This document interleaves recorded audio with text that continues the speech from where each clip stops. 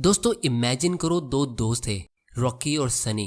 Rocky पढ़ाई में काफी कमजोर है, वो बहुत मुश्किल से पासिंग मार्क्स लेके आता है। और सनी पढ़ाई में काफी स्ट्रांग है, उसको हमेशा फर्स्ट रैंक मिलता है। उसकी टीचर्स उसे हमेशा कहती है कि सनी बड़ा होकर जरूर कामयाब इंसान बनेगा। फिर जब दोनों की डिग्री कंप्लीट होती है तो सनी को फौरन एक अच्छी जॉब मिल जाती है और रॉकी को जॉब ढूंढने के लिए काफी स्ट्रगल करना पड़ता है। लेकिन जब ये दोनों 10 साल बाद अपने कॉलेज की रीयूनियन पार्टी में मिलते हैं तो रॉकी एक बहुत ही महंगी कार में आता है और वो काफी अमीर हो चुका होता है, और सनी टैक्सी में आता है और वो इतना अमीर भी नहीं होता है। तो सारे कॉलेज के फ्रेंड्स ये सीन देख के काफी चौंक जाते हैं कि जो बच्चा पढ़ाई में टॉप आता था वो फाइनेंशियली स्ट्रगल करता हुआ नजर आ रहा है, और जो बच्चा पढ़ाई में बुद्धू था वो इतना अमीर कैसे हो गया। तो जब सारे फ्रेंड्स उनसे बात करते और उनसे पूछते कि वो आजकल क्या कर रहे हैं, तो सनी कहता है कि वो एक मल्टीनेशनल कंपनी में एक जॉब करता है और उसकी कंपनी का वर्क कल्चर काफी अच्छा है। उसे मेडिकल इंश्योरेंस, कंपनी ट्रांसपोर्ट और दूसरी बहुत सारी फैसिलिटीज मिलती है। और जब लोग रॉकी से पूछते हैं कि वो आजकल क्या कर रहा है तो वो बस इतना ही कहता है कि वो काफी सारे बिजनेस का और सनी की कंपनी का भी एक इन्वेस्टर है। तो इन 10 साल में इन दोनों ने क्या किया इसको हम आगे वीडियो में समझेंगे, लेकिन उसको समझने के लिए दोस्तों आप लोग मुझे एक बात सच सच बताओ, हम मेजॉरिटी मिडिल क्लास फैमिलीज में बच्चों को क्या सिखाया जाता है कि बेटा डिग्री ले लो, मेहनत करके जॉब करो और जितना मिल जाए उसमें खुश रहो, क्योंकि ज्यादा पैसा मतलब ज्यादा प्रॉब्लम्स। अगर आपके पास एक अच्छी डिग्री है, एक सेफ जॉब है तो वो सबसे बेस्ट है। और स्टॉक मार्केट में पैसा इन्वेस्ट करना सबसे रिस्की होता है, क्योंकि इन्वेस्टिंग सिर्फ अमीर लोगों के लिए होती है जिनके पास बहुत सारे पैसे होते हैं। मिडिल क्लास लोग तो बस सेव ही कर सकते हैं। और आपको तब तक काम करना होगा जब तक आपका बेटा बड़ा ना हो जाए और वो जिम्मेदारी ले ले पैसे कमाने की, तभी आपको आराम मिलेगा और आप चैन से बाकी की जिंदगी काट सकोगे। और दोस्तों बहुत सी फैमिलीज में तो इन्वेस्टिंग और स्टॉक मार्केट को लेकर कभी बात ही नहीं होती है। हम सिर्फ देखते हैं कि कैसे हमारे डैडी ने या उनके डैडी ने बूढ़े होने तक काम किया और घर को चलाया। तो ज्यादा काम करना एक बहुत ही गर्व वाली बात होती है कि देखो आपके डैड की इतनी ज्यादा उम्र होने के बाद भी वो ऑफिस जाते हैं। और हम बचपन से देखते हैं कि कैसे हमारे डैडी बीमार होके भी काम पर जाते थे, बारिश के मौसम में तेज बारिश से लड़कर भी वो काम पर जाते थे, क्योंकि अगर ऑफिस नहीं जाएंगे तो सैलरी कैसे मिलेगी और घर कैसे चलेगा। तो कभी कभी आपने भी सोचा होगा कि काश हमारे पास किसी तरह से इतने पैसे आ जाए कि हम रिलैक्स होके अपनी पूरी लाइफ टाइम उसे स्पेंड करें और हमें कभी पैसों की चिंता करनी ही ना पड़े, या फिर हमें घर बैठे बैठे कोई काम नहीं करने की एक रेगुलर इनकम मिल जाए और हमारे बैंक अकाउंट में ऑटोमेटिकली हमारी इनकम डिपॉजिट हो जाए। अब दोस्तों जितनी अच्छी बात ये सुनने में लगती है, मेजॉरिटी लोगों को ये उतना ही नामुमकिन लगता है। कुछ लोगों के तो दिमाग में ये ख्याल आएगा ही नहीं कि ऐसा कैसे हो सकता है, बिना काम किए हम सैलरी अर्न कैसे कर सकते हैं। लेकिन दोस्तों सच ये है कि फाइनेंशियल फ्रीडम का ड्रीम हमारी लाइफ में काफी इजीली पॉसिबल है, क्योंकि दुनिया में दो टाइप के लोग होते हैं। एक वो जो जॉब्स देते हैं यानी बिजनेसमैन और इन्वेस्टर्स, और दूसरे वो जो जॉब्स लेते हैं यानी एम्प्लॉयज और लेबर्स। तो जब आप दूसरी कैटेगरी में रहते हो तो आपको ज्यादा इनकम तभी मिलेगी जब आप ज्यादा मेहनत करते हो, लेकिन जब आप पहली कैटेगरी में रहते हो तो आपको ज्यादा इनकम तब मिलेगी जब आपके एम्प्लॉयज ज्यादा मेहनत करते हैं। जैसे इमेजिन करो आपका एक पुराना कॉलेज फ्रेंड है रमेश, जो एक फास्ट फूड का बिजनेस रन करता है। उसके स्टोर का नाम है पैराडाइज पिज्जा, और वो आपसे कहता है कि उसे एक्स्ट्रा फंड्स की जरूरत है अपने बिजनेस को ग्रो करने के लिए, क्योंकि उसके स्टोर में हमेशा कस्टमर्स की भीड़ होती है और उसके पास कस्टमर्स दूर दूर से आते हैं पिज्जा लेने के लिए। तो वो दूसरे लोकेशंस पे अपने स्टोर्स ओपन करना चाहता है, लेकिन उसके पास उतने पैसे नहीं है। फिर वो आपको अपना पूरा बिजनेस प्लान समझाता है कि वो उसे कैसे ग्रो करेगा, कितने एम्प्लॉयज हायर करेगा और उन्हें कैसे मैनेज करेगा। फिर वो अपना पास्ट परफॉर्मेंस भी शो करता है कि उसने अभी तक कितना प्रॉफिट कमाया और वो डिफिकल्ट सिचुएशन को कैसे हैंडल करेगा। तो आपको ये बिजनेस काफी पसंद आता है और आप कन्विंस हो जाते हो कि ये बिजनेस फ्यूचर में बहुत सक्सेसफुल होगा।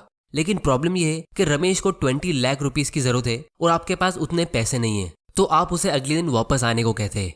फिर जब वो अगले दिन आता है तो आप अपने 3 और फ्रेंड्स को अपने साथ बुलाते हो और फिर रमेश वही बिजनेस प्लान आप सबको एक्सप्लेन करता है और आपके तीनों फ्रेंड्स भी फौरन कन्विंस हो जाते हैं उसमें इन्वेस्ट करने के लिए।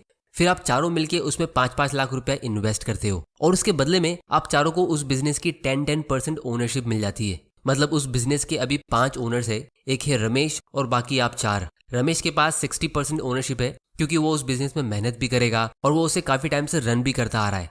फिर उसके बाद रमेश आपको हर साल ईमेल सेंड करता है जहां वो एकदम डिटेल में आपको एक्सप्लेन करता है कि उसने अभी तक कितना प्रॉफिट कमाया, कहाँ कहाँ खर्चे किए, वो फ्यूचर में और ग्रोथ के लिए क्या प्लान कर रहा है और वो अपने प्रॉफिट का कितना % आपको हर साल पे करेगा।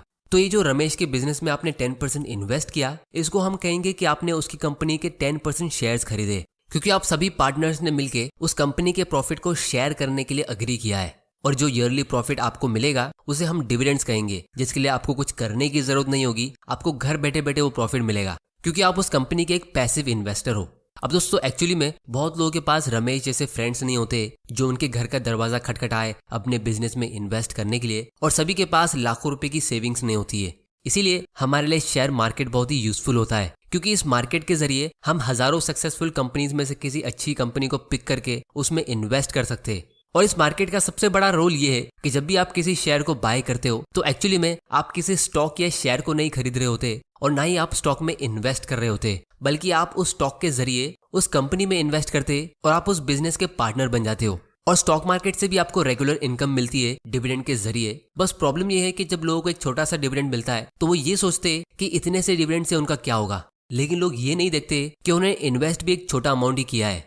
तो एक्चुअली में ये एक एडवांटेज है कि आप एक छोटी कीमत जैसे 500 या 1000 रुपए से भी इन्वेस्टिंग शुरू कर सकते हो और काफी कम एज से स्टार्ट कर सकते हो, और इसके लिए आपको कहीं पे जाने की भी जरूरत नहीं है। ये सारा इन्वेस्टिंग का खेल और बिजनेस को समझने का काम हम घर बैठे बैठे बहुत ही आसानी से कर सकते हैं। लेकिन दोस्तों बहुत लोगों को ये स्टॉक मार्केट और इन्वेस्टिंग काफी कॉम्प्लिकेटेड लग सकता है, क्योंकि अगर आप कोई फाइनेंशियल न्यूज चैनल देखोगे तो वो आपको एक ही स्क्रीन पे इतनी सारी चीजें दिखाएंगे कि आप कंफ्यूज हो जाओगे कि यहाँ पे हो क्या रहा है। या फिर अगर आप कोई यूट्यूब वीडियोस देखोगे तो वो कहेंगे कि आपको कौन सा स्टॉक आज खरीद के कल सेल करना है, फिर कौन सा कल खरीद के उसे परसों सेल करना है। और एक ही स्टॉक के लिए किसी से आपको बाय करने की एडवाइस मिलेगी और किसी और से आपको सेल करने की एडवाइस मिलेगी।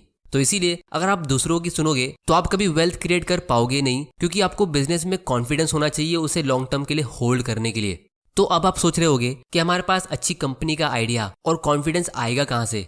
तो दोस्तों सच ही है कि हम अपने चारों तरफ से अच्छे बिजनेस से घिरे हुए होते हैं। जैसे इमेजिन करो कि आप सुबह सुबह चाय पीते पीते ये सोचते हो कि आप अपने पैसे कहाँ इन्वेस्ट करोगे, और अचानक से आप ये सोचते हो कि यार मैं टाटा टी पीता हूँ और ब्रिटानिया की बिस्किट साथ में खा रहा हूँ और ये चीज तो मैं पिछले काफी सालों से कर रहा हूँ, तो ये कंपनी में इन्वेस्ट करना कैसा होगा, क्योंकि आप इनके डेली कस्टमर हो। और जब आप इनके कस्टमर नहीं रहोगे तो सबसे पहले ये चीज आपको ही पता चलेगी। तो इस सिचुएशन में अगर आप इन कंपनीज पे रिसर्च करते हो तो ये एक अच्छा स्टार्टिंग पॉइंट होता है, क्योंकि आपका फोकस कंपनी के बिजनेस और उसके प्रोडक्ट पे, ना कि स्टॉक के प्राइस पे। अब ऐसा नहीं है कि आपको वही 2 कंपनीज में इन्वेस्ट कर लेना चाहिए, लेकिन अगर आप ऐसी किसी कंपनी में जैसे सुज़लॉन एनर्जी या DHFL के शेयर्स खरीद लेते हो ये सोच के कि इनका शेयर प्राइस ऊपर जा सकता है, तो ये एक टाइप की गैम्बलिंग हो जाती है। क्योंकि शॉर्ट टर्म में स्टॉक का प्राइस रैंडमली फ्लक्चुएट होता है, लेकिन लॉन्ग टर्म में स्टॉक का प्राइस उसके बिजनेस के परफॉर्मेंस को फॉलो करता है। और सच ये है कि बहुत ही कम लोग स्टॉक मार्केट में किसी कंपनी पे फोकस करके उसके शेयर्स बाय करते हैं, जिसका मतलब ये है कि मेजॉरिटी लोग इसमें गैम्बलिंग करते हैं और इसीलिए 99% मिडिल क्लास लोग इसमें पैसा लूज करते हैं, क्योंकि मेजॉरिटी लोग जॉब्स करते हैं जिनको बिजनेस की इतनी नॉलेज होती नहीं है। तो इसीलिए अब हम ये समझते हैं कि जब आपके दिमाग में कोई स्टॉक का आइडिया आता है या फिर आपको कहीं से स्टॉक की टिप मिलती है तो आप उसमें रिसर्च कैसे और कहाँ कर सकते हो। तो यहाँ पे बिजनेस को स्टडी करने के लिए मैं टिकर टेप यूज कर रहा हूँ, जहाँ से हम ऑलमोस्ट सारी पब्लिक कंपनीज का पब्लिक डेटा एनालाइज कर सकते हैं। इसकी लिंक आपको नीचे डिस्क्रिप्शन में मिल जाएगी, आप वहां जाके इसे चेक कर सकते हो।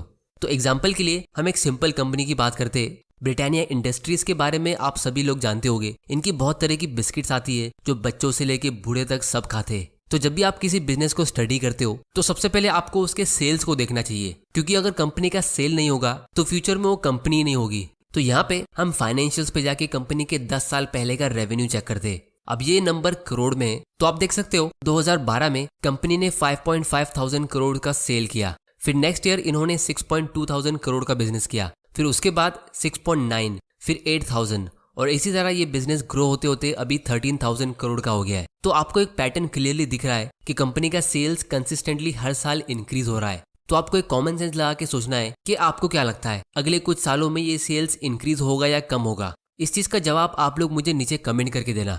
फिर हम इसका प्रॉफिट मार्जिन चेक करेंगे, क्योंकि सेल्स में से कंपनी को बहुत सारे एक्सपेंसेस माइनस करने होते हैं और जो लास्ट में बच जाता है वही कंपनी का प्रॉफिट होता है, जिससे कंपनी की इंट्रिंसिक वैल्यू ग्रो होती है।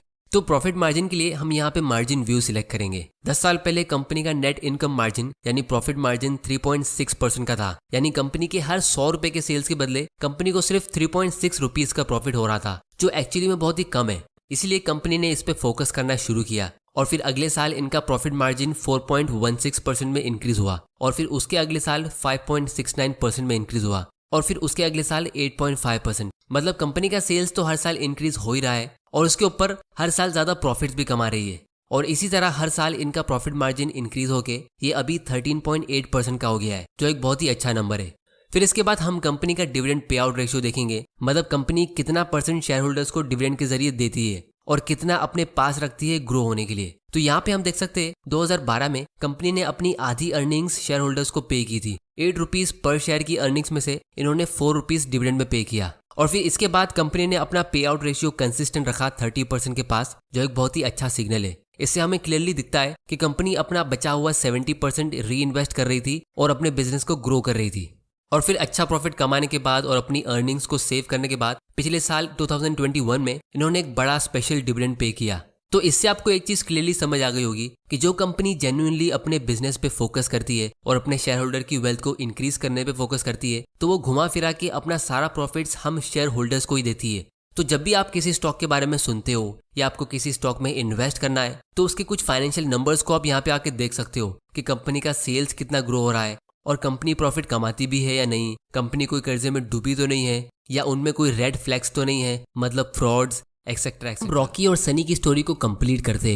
तो रॉकी ने जब अपनी कॉलेज की डिग्री खत्म की तो वो एक बेसिक लेवल का जॉब करते करते बिजनेस और इन्वेस्टिंग के बारे में सीखता और फिर उसने अपनी मेजॉरिटी सेविंग्स को हाई क्वालिटी की ग्रोथ कंपनीज के स्टॉक में इन्वेस्ट किया लॉन्ग टर्म माइंडसेट के साथ। और सनी ने कभी ज्यादा सेव किया ही नहीं, और जितना भी थोड़ा बहुत वो सेव करता था तो वो उसे किसी सेफ गवर्नमेंट बॉन्ड या एफडी में इन्वेस्ट करता जो इन्फ्लेशन यानी महंगाई से भी कम रिटर्न दे रहा था, या फिर वो एंटरटेनमेंट के लिए किसी हॉट स्टॉक में इन्वेस्ट कर देता। तो सनी ने पैसा कमाया बहुत था, लेकिन वो अपने कैपिटल को ग्रो कर रहा तो दूर उसे प्रिजर्व भी नहीं कर पाया। और दोस्तों सबसे सैड बात यह है कि 99% इंडियंस ऐसी ही सनी जैसी अपनी लाइफ गुजार देते हैं। तो इसीलिए फाइनली मैं सिर्फ इतना ही कहूंगा कि जब आप अपना कीमती टाइम देके मेहनत करके पैसा अर्न करते हो और फिर उसको ऐसी जगह रखते हो जहां वो इन्फ्लेशन को भी बीट नहीं कर पाता है, मतलब जिस रेट से इंडिया में महंगाई बढ़ रही है यानी 7-8% के रेट से सिर्फ उतनी ही तेजी से आपका पैसा ग्रो नहीं होता है, तो ये कितनी बुरी बात है। ये तो ऐसा हो गया जैसे आपने बहुत मेहनत करके एक कंपनी स्टार्ट की और फिर आपने उसमें बहुत सारे लोगों को नौकरी दी, फिर उनसे काम कराने के बदले आप खुद और ज्यादा मेहनत करने लगे और आपने उन सारे एम्प्लॉयज को लंबी छुट्टी दे दी। और फिर अपने बुढ़ापे में जब आपको उनकी बहुत ज्यादा जरूरत होती है तो वो एम्प्लॉयज एकदम आलसी और कमजोर हो चुके होते हैं। तो इसमें गलती किसकी है? तो इसीलिए पैसा भी टाइम के साथ बूढ़ा होते रहता है और उसकी वैल्यू टाइम के साथ कम होती रहती है। इसको जवान रखने के लिए और ग्रो करने के लिए आपको इसे इन्वेस्ट करना होता है जहां पे ये आपके लिए काम करता रहे। तो इसीलिए लोग कहते हैं कि स्टॉक मार्केट सबके लिए नहीं है क्योंकि इसमें आपको बहुत ज्यादा नॉलेज और पैसों की जरूरत होती है, लेकिन पर्सनली मेरा ओपिनियन यही है कि स्टॉक मार्केट सबके लिए है और होना चाहिए। बस आपको इसमें राइट माइंडसेट के साथ एंटर करना है और एक लॉन्ग टर्म थिंकिंग रखनी है और बिजनेस पार्टनर की तरह सोचना है। क्योंकि अगर कोई आदमी बीमार और कमजोर होता है तो हम सब उससे यही कहेंगे कि वो अपनी हेल्थ का ध्यान दे और हेल्दी बने। उसी तरह अगर कोई फाइनेंशियली वीक है और पुअर है तो मैं उससे यही कहूंगा कि वो इस गेम ऑफ मनी को सीखे, यानी बिजनेस और इन्वेस्टिंग को सीखे और अपने माइंडसेट को इम्प्रूव करे। जिसके लिए इस चैनल को सब्सक्राइब करके बेल आइकन प्रेस जरूर कर देना ताकि आपसे कोई ऐसे वैल्यूबल वीडियोस मिस ना हो जाए।